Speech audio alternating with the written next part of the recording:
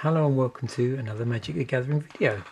So I've only just got back actually. I've been away down in Toronto for a few days, and while I was down there I noticed one of these global series, Gathering Dusk, on the shelves. I did notice as I went around several gaming shops that they had still had copies of these, and this has been out a little while now. I think originally, certainly in Canada, these were probably retailing around $34.99, but the prices on these have been marked down.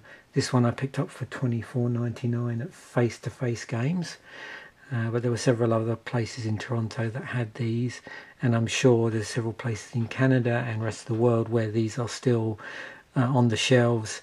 I don't know how well they sold. If you have any experience in your particular area, then let me know in the comments whether these have been flying off the shelves or whether they've just been sitting there gathering dust. This is the first example of something called the Global Series. By the title you would expect this to be an ongoing thing. However, of course, it depends on, I suppose, how well these sold. And to me they look very similar to a dual deck, even though now dual decks are sadly a thing of the past.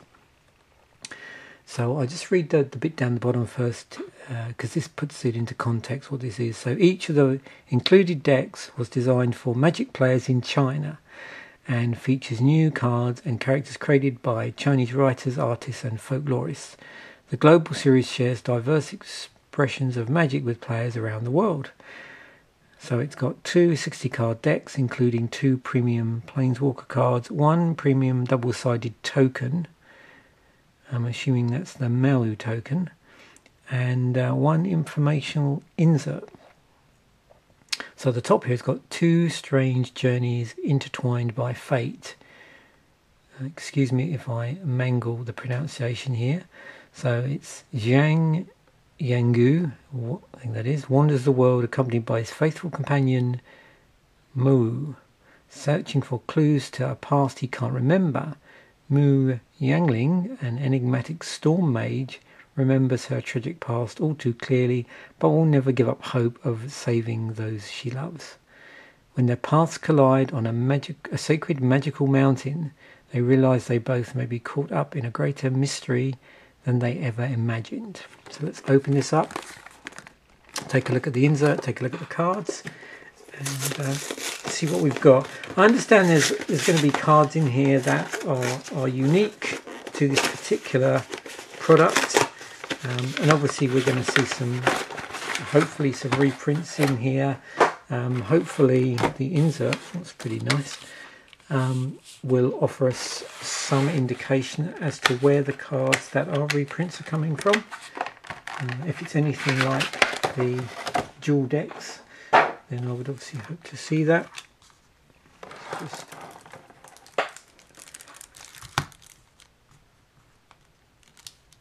So I think first up we'll have a look at this. So this folds out.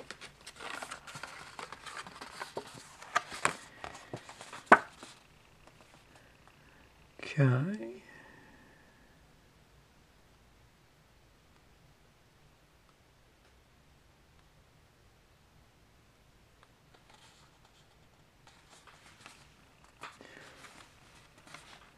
So this solves the mystery actually, because so we've got the history here and it's just got about the Global Series. So I did wonder about this because I thought originally these were designed for only release in China. That was the whole point. So it says Magic the Gathering is played all around the world. While that usually means we translate the stories and cards we create here in the United States into many other languages, we decided to do something different this time. We brought together a team of Chinese artists, writers and folklorists to craft a brand new branch of Magic story rooted in Chinese aesthetics and mythology, culminating in these two decks. And although they were originally designed for release in China, we made a few available in English to share Mu Yangling and Jiang Yanggu's story and the cards that they inspired with you. So we'll see when we open it whether all of the cards are in English and they're referring to like a few of these, and how many is a few did they actually release. or whether they mean a few cards in the deck. So let's have a look at this deck first of all. So you can see, hopefully from the light here, the lead cards foil, Jiang Yanggu, 4 and a green legendary planeswalker Yanggu. It's for loyalty. +1, target creature gets +2/+2 until end of turn. -1 if you don't control a creature named Mau. Create a legendary 3/3 green hound creature token named Mau. And the -5, until end of turn, target creature gains trample and gets +X/+X, where X is the number of lands you control. And you can see there's the special deck symbol for this. There's our Mau token.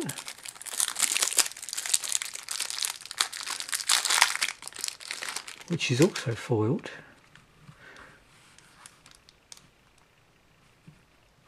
See what on the other side. Oh, I see what they've done. So they've got. I wondered about that because, putting the same token on both sides doesn't really achieve much. But of course, what they've done is they've got different artwork here, which is really cool. And that's foiled as well. That's cool. Okay, so going through here, I don't know what order this is going to be in. Probably they'll go through the rarities. So Screeching Phoenix, 4 and 2 red, creature Phoenix with flying, 2 and a red, creatures you control get +1/+1 until end of turn, and that's a 4/4. Now the other thing on the back of the pack, it did have indicate some cards, Ancestor Dragon, Nine-Tail White Fox and Screeching Phoenix, which I'm assuming are unique to this deck. I must admit, without a deck list, I've got no way of telling at this point which cards are new and which cards are reprints. But anyway, we will see. Journey for the Elixir, 2 and a green, sorcery, search your library and graveyard for a basic land card and a card named Yanggu, reveal them, put them into your hand, then shuffle your library, so that's unique. And there's 2 of those. Sacred White Deer, 1 and a green, 2/2 creature elk, 2 and a green, tap, you gain 4 life, activate this ability only if you control a Yanggu planeswalker. And there are 3 copies of that. Timber Gorge is in here, so this is this taps for red or green and comes enters the battlefield tapped. And then we've got got 1 forest there. Confidence from Strength, 2 and a green, sorcery, target creature gets +4/+4 and gains trample until end of turn. And you can see there the flavor text references the Planeswalker card. And we have a mountain. Reckless Pangolin, 2 and a green, creature Pangolin, 2/2.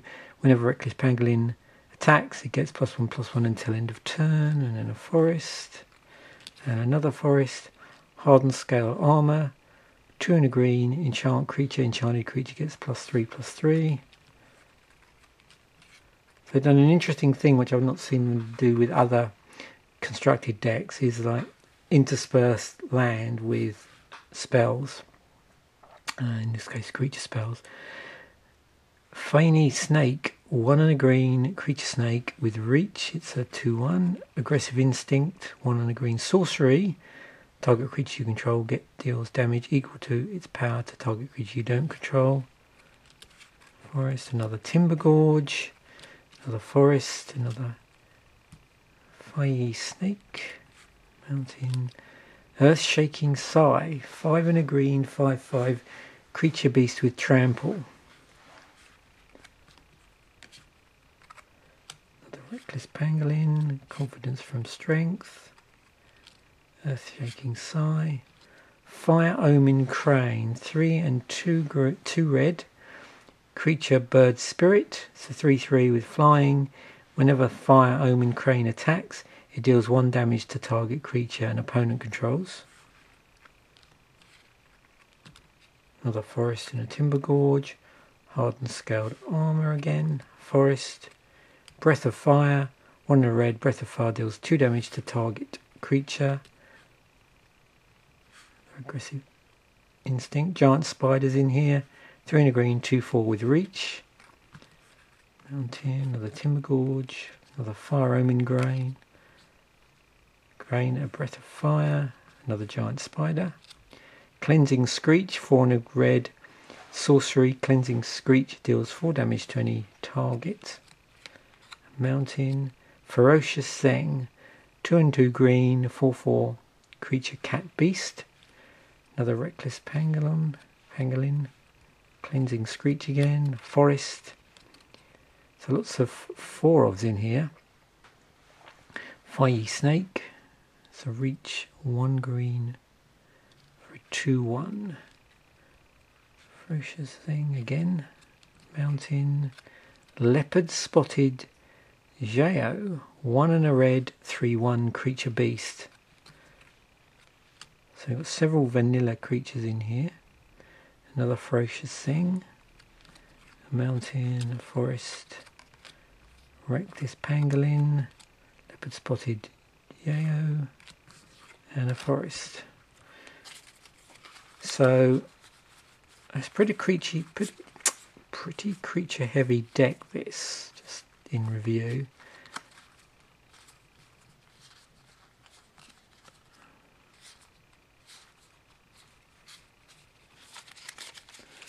Okay, so that's our Jiang Yanggu deck with the Maui token.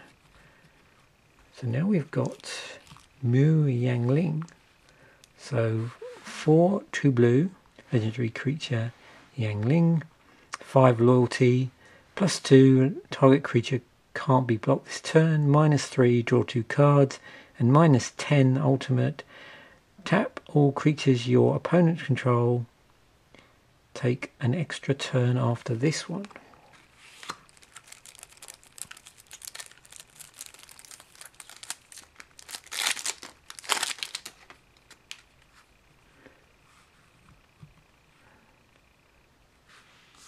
So, we have another rare.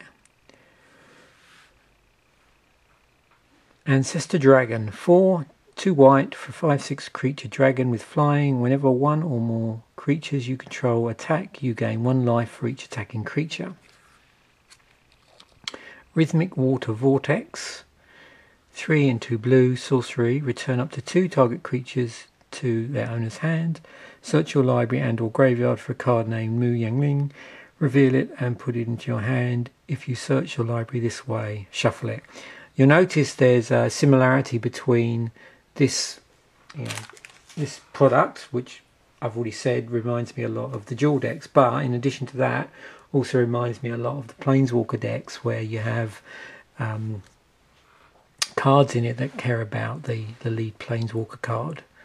So it's almost a mashup of dual decks and Planeswalker decks, basically. So we've got a couple of Rhythmic Water Vortexes. We've got a Moon-Eating Dog, 3 and a blue, creature hound. As long as you control a Yangling Planeswalker, Moon-Eating Dog has flying. It's 3/3. There's 3 of those. We've got a Meandering River, which is our white-blue fixing tap land. And then an island and a plains. Earth Origin Yak, 3 and a white, 2/4 creature ox. When Earth Origin Yak enters the battlefield, creatures you control get +1/+1 until end of turn. Island, another Earth Origin Yak, another island. Brilliant Plan, 4 and a blue, draw 3 cards. Pretty straightforward. Island and a plains. Kilin's Blessing, I think that might be. Single white, instant, target creature gets +2/+2 until end of turn. Welkin turns in here. 1 and a blue, creature bird with flying. Welkin turn can block only creatures with flying, and it's a 2/1. Cloak of Mists. 1 and a blue, enchant creature. Enchanted creature can't be blocked. Another Meandering River. Another Welkin turn. Heavenly Quilin. 2 and a white, flying whenever Heavenly Quilin attacks. Another target creature you control gains flying until end of turn. Plains, an island. Dragon's Presence. 2 and a white, instant. Dragon's Presence deals 5 damage to target attacking or blocking creature. Purple Crystal Crab. 1 and a blue, 1/1. When Purple Crystal Crab dies, draw a card. Stormcloud Spirit. 3 and 2 blue. With flying, it's a 4/4. Another Plains.